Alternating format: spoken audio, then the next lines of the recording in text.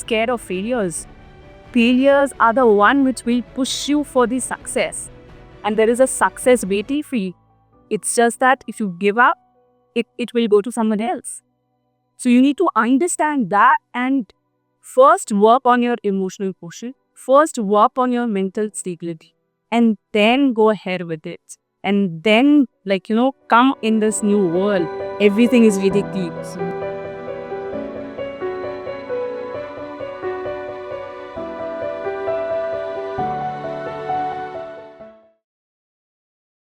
She's passionate about recruiting talent, nurturing them, and make them into a better version of themselves. Today we have Mrs. Nidhi Patel with us. She is the director of talent acquisition with Infobeans and a mother of a beautiful daughter. Welcome to our podcast, ma'am. Thank you so much. I'm truly grateful for this platform. We are so happy to have you here. Likewise, I am more happy to be here. I want to share my journey with everyone, and I want people to benefit with what I have learned so far in my journey. That's amazing. And we are also very excited. We're also very excited to know your journey. So, how did you begin? Like, as a child, did you ever think that you will go for the HR industry? No, a bit low. So they say beautiful surprises comes with unexpected turns, and that's exactly my story. Is uh I am born and brought up in a joint family. I hail from Bila. It's a very small town in Madhya Pradesh. It's known for Bharatoman oil refinery. The interesting part is I belong to a family where I have shared the space with 15 sisters and 4 brothers. 15 sisters are 4 brothers. Yes, for real. And total 45 members staying, living under the same roof. It was nothing but then a bustling little village, like literally full of adventure, sharing, caring, fighting, arguing, learning everything together. And I must say, it has helped me to grow what I am today, because it's not easy. It's not just about living in a joint family, but it is more about art of collaboration. I have learned that as my first lesson in my family. I I think they have taught me my initial level of leadership lessons there, in my past. That's very fascinating, very interesting. I know people say, you should call it Jila. Jila, yeah, that's right. So from there only you started training to become an teacher, if I'm not wrong. I never realized that. But look, when you come from a small place, you always have in a mind, you probably do what? You will go become a teacher, or maybe you will go into finance, running a bank or something like that. HR, no way in dreams as well. Uh, I happened to complete my MBA in HR only. So basically, my intention also was to go and have a career as a finance whiz. But yeah, decided something else, and accidentally, I happened to join one of the good industry, the IT industry company, which was IIT Open Solution, back in 2010. And I joined there as a recruiter. I started my journey as a recruiter. Uh, all new, clueless about what I'm going to do there. I was super excited. Oh, this is an IT company because it's an IT hub. So I started from Bangalore location because you know being from Bina, there was no opportunities there. There were no opportunities in the nearby cities as well. Uh, so I wanted to try what I can get it, and fortunately I got into this. Clueless about what IT is, what tech is, what hiring is. It was a plain slate for me. I had to start from scratch, learning each and everything. But it was the most beautiful time in my life. a lot of learnings, a lot of it was Bangalore was like training ground for me, and I spent there 4.5 years. The energy of the city, the diverse people I met, and the tech culture, it's beyond imagination. And the way I transformed myself in that environment was nothing that I could have ever imagined.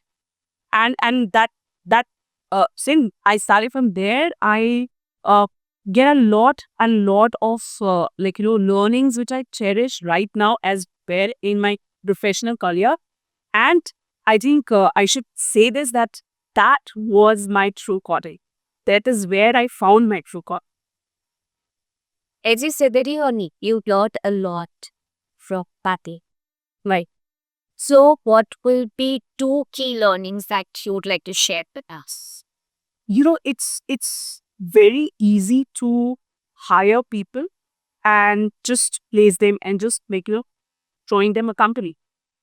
But within that entire process, it's very important to have that human touch. If you do not have that human touch, it's all waste. You're not going to achieve anything. And that's what I learned there. I learned that human touch in my first job. It was amazingly different way of treating people. It was so personalized. You're connecting with them personally, and that was very very important. As you grow in your career. But yes, there were times in my career as well there where they were a roller coaster ride, because technology changes very fast. It is changing fast today as well. It's like, and being able to learn everything is not possible. So how to understand technology easily and then find the right soul for it was something that was like another learning there. And that's how I thought I'll take my career ahead from here, and whenever I go I will pursue the same. So these were the main two learnings that I had. Every company has a different culture. So we've heard that some companies have the culture of hiring and firing. What do you think about it? So I have two perspectives here. uh yes, there are companies which hire and fire. But that happens. So you need to understand what is the reason behind that. Uh, from outside, you always will see from one perspective that they hire and fire, right? And I'll not deny the fact that this has happened as well, right? The Diesel TCS case was the same.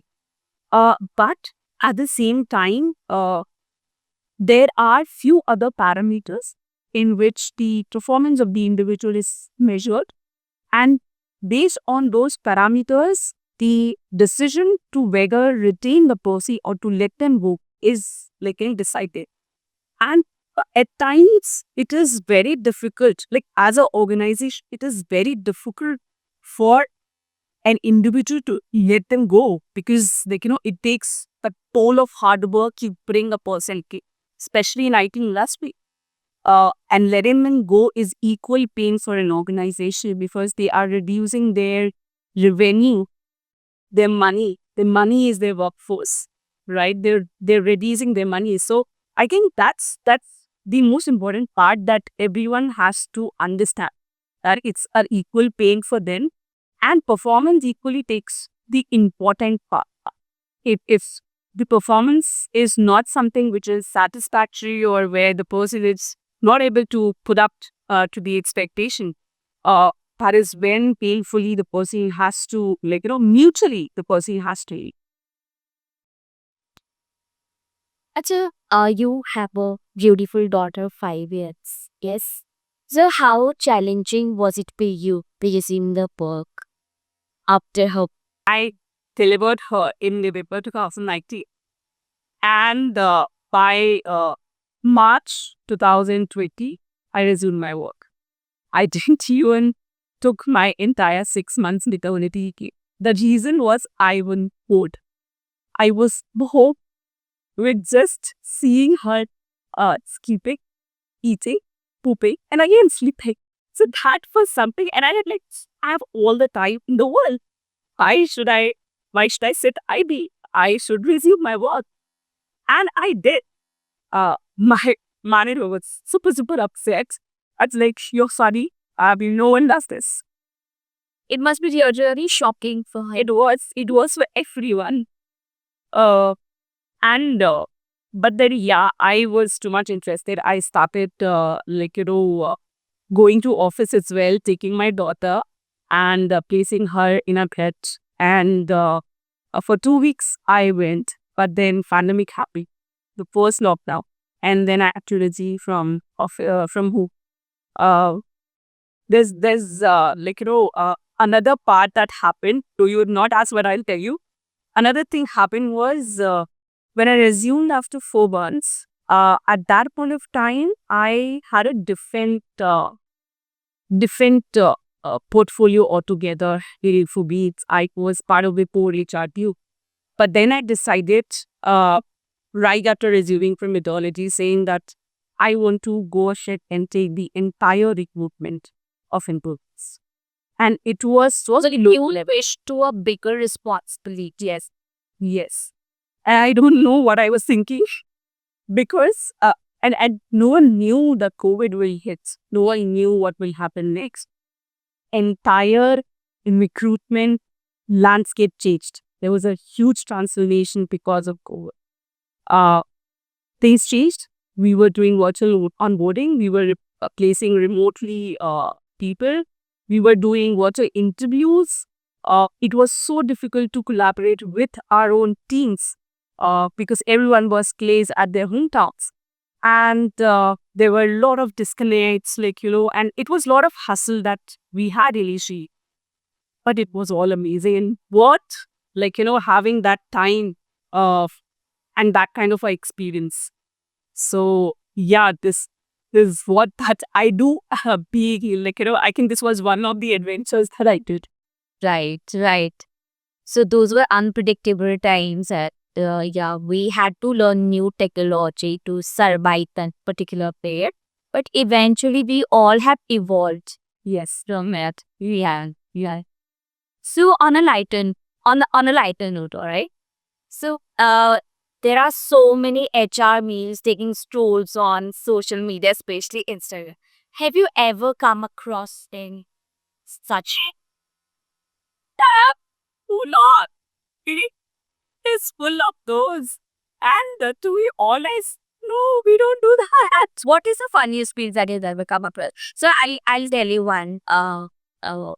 So you if you want to become an HR manager, you should know how to make Oh, that's the funniest one. So it's a bit. That's a bit. Yes, partially. Yes, we do team activities, right? And these are all team activities. A part of team activities. Yes, yes. These are to make your festive seasons vibrant, colorful. Yes. My husband is very pro in that. He every time reads something and he comes to me and he's like, "Dekho, this is what is written for HR. Do you do this?" I was like, "No, I don't do this. No one does this. It is contrary to what is there in the beads." To yeah. Uh, I mean, I'm not right now on social media on Insta for sure. Uh, I I I discontinued some time back for the obvious reasons that I had a lot on my plate to take care of. So and this was the priority. It was somehow distracting. So that's the reason. Yeah. to social media detox. That's you. Yes, I tried Yeah. So how was the experience? Say?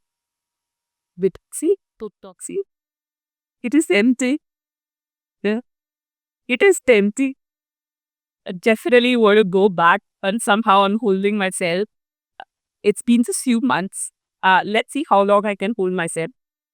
Yes, definitely gives you a whole world is open there for you.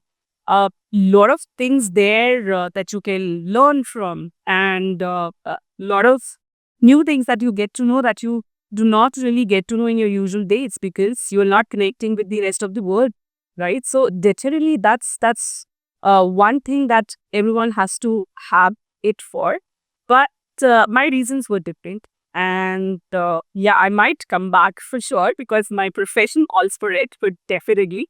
For some time I'll take vehicle and probably think about it. Yeah, that's good for hair thoughts. Yes, it is. For your mental and maybe emotional well-being. Definitely. Which brings me to my next question. How important emotional intelligence is when it comes to working with culture?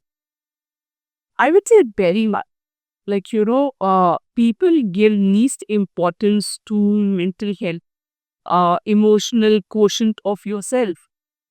But the important part is, or important fact is that uh, if these are not aligned, uh, you will not survive for long.